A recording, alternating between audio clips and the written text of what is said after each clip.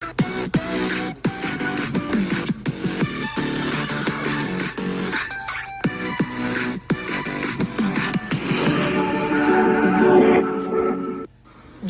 Turkey, Tunisia, Egypt, Pakistan, the United Kingdom, France, the United States. All of these countries are witnessing massive protests.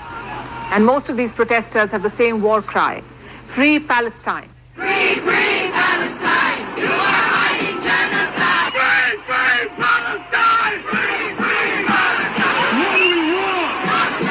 When do we want it? If we don't get it, Shame on you! Shame on you! Ever since the war broke out, there's been a lot of talk about Palestine, about Palestinians, about the Palestinian cause. But what exactly is Palestine? How many people live there? Who rules Palestine? And what do the people of Palestine want? Hello and welcome. I'm Palki Sharma, and on this show, we'll try to read between the lines, the stated and the unstated, the obvious and the hidden, to bring you the full story.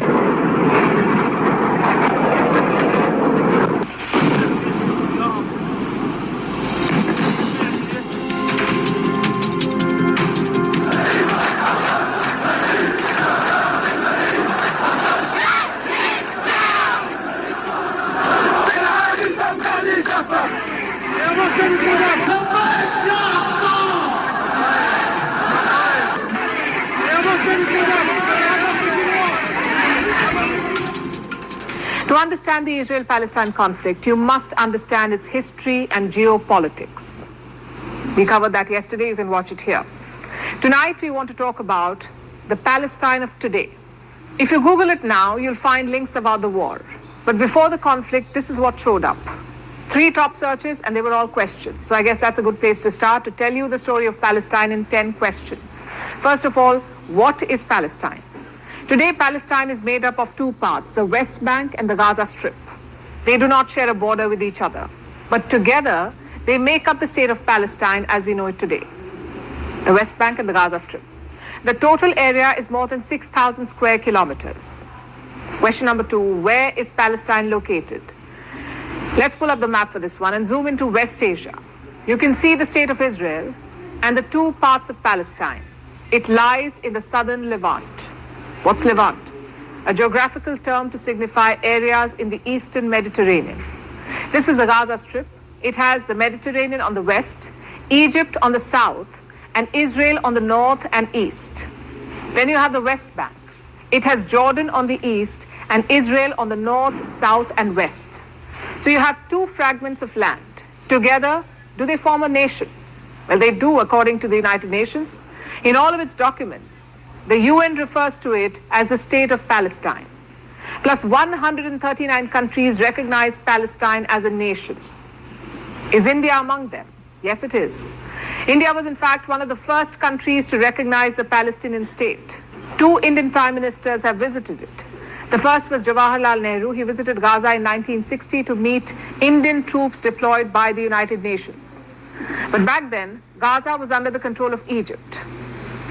And the second Indian Prime Minister to visit was Narendra Modi. He went to Ramallah in 2018, so technically he became the first Indian Prime Minister to visit Palestine. And India recognizes Palestine. It shares strong bilateral relations. India has built schools and hospitals in Palestine. It also funds several projects in both West Bank and Gaza.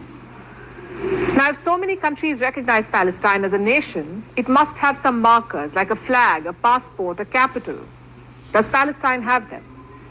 Well, it does have a flag, this one, often seen in protests across the globe. They also have a passport. It is issued to residents of Palestinian territories, also to Palestinians born abroad. As for the capital, it's the most contentious part. Palestine says Jerusalem is its capital, but so does Israel. And this is a major flashpoint. It has led to clashes, killings, and widespread violence because both Israel and Palestine want control of the holy city. The question is why? Why do they want the same capital? And the answer is East Jerusalem. It is home to some of the holiest sites in the world. It is where Judaism's 2 sacred temples once stood. It is also the site where Prophet Muhammad is said to have ascended to heaven. And this is a problem because both sites are on the same land, the Al-Aqsa and the Temple Mount. They're in the same compound. And they have a precarious power-sharing deal. Jordan is the custodian of the Al-Aqsa Mosque. It's a third party. Jordan is the custodian of the mosque. Israel controls access to it. Jews are allowed to enter, but they cannot pray there. Only Muslims can pray inside the Al-Aqsa Mosque. Like I said, it is precarious power sharing.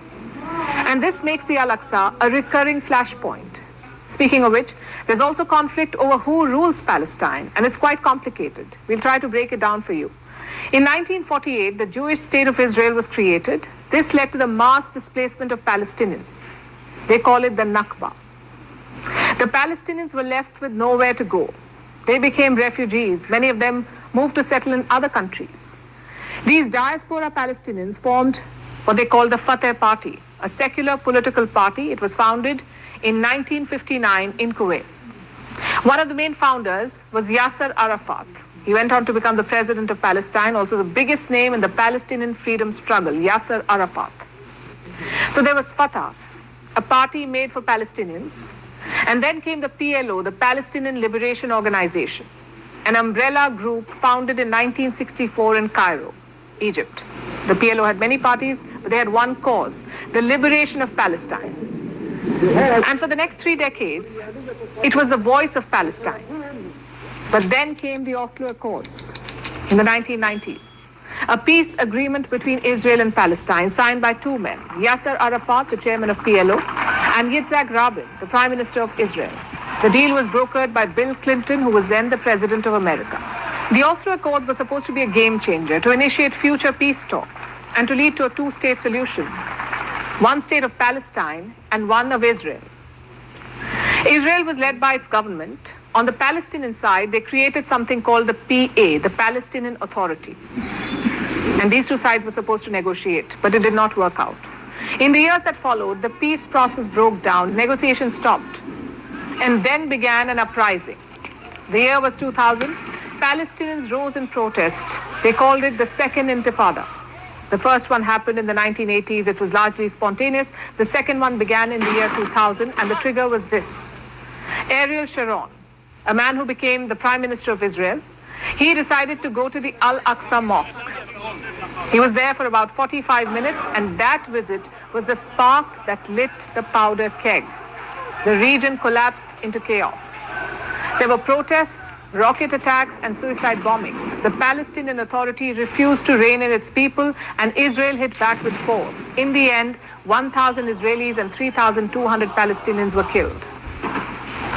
The Second Intifada was the final nail in the coffin of the peace process. Israel's focus shifted from peace to its own security. On the Palestinian side, Yasser Arafat died. The year was 2004. And the man who took over was Mahmoud Abbas. He's still the president of Palestine. Their last election was held in the year 2006, and it split Palestine into two political parts. The West Bank went to the PA, the Palestinian Authority, but Gaza was a different story. In Gaza, Hamas won the election. Now, what was Hamas? It started as an Islamic resistance movement. It was formed in 1987 during the First Intifada, as an offshoot of the Muslim Brotherhood in Egypt. Now, unlike the PA, Hamas did not accept Israeli statehood. It also vehemently opposed the Oslo Accords. And here's the fun fact. For a while, Israel backed Hamas. They supported it to weaken the Palestinian Authority, and it worked for them then. The people of Gaza voted for Hamas. The Palestinian Authority tried to thrash out a power-sharing agreement, but it did not work. Factional fighting broke out, many people were killed. In the end, they decided Hamas would rule Gaza and the PA would control the West Bank. So one state, two rulers, and a whole lot of confusion. You see, many countries do not recognize Hamas. Others have designated them as a terrorist organization. So when they talk to Palestine, they talk to the PA and Mahmoud Abbas. And that means Gazans have no effective representation. Which brings us to question 9. How many people are we talking about? There are some 5.3 million Palestinians, 3.1 million in the West Bank and 2.2 million in the Gaza Strip. And then they have the diaspora. More than 6 million Palestinians live around the world. What do all these people want? That's question 10 for you. They want a free Palestine. But what does that mean? What does free Palestine mean? Palestinians say they've been living under Israeli occupation since 1967. They have limited control over their own affairs. From their jobs to their travel, everything is controlled by Israel. Their economy depends on Israel. So does food and aid. In Gaza, even electricity and water supply is controlled by Israel. Palestinians do not want that. Unfortunately for them, when a terrorist group claims to espouse their cause and use Gazans as human shields, their chances shrink further. The story of Palestine is a very complex one. Very hard to distill in 10 questions. We've tried our best, but if you have more questions, do write to us.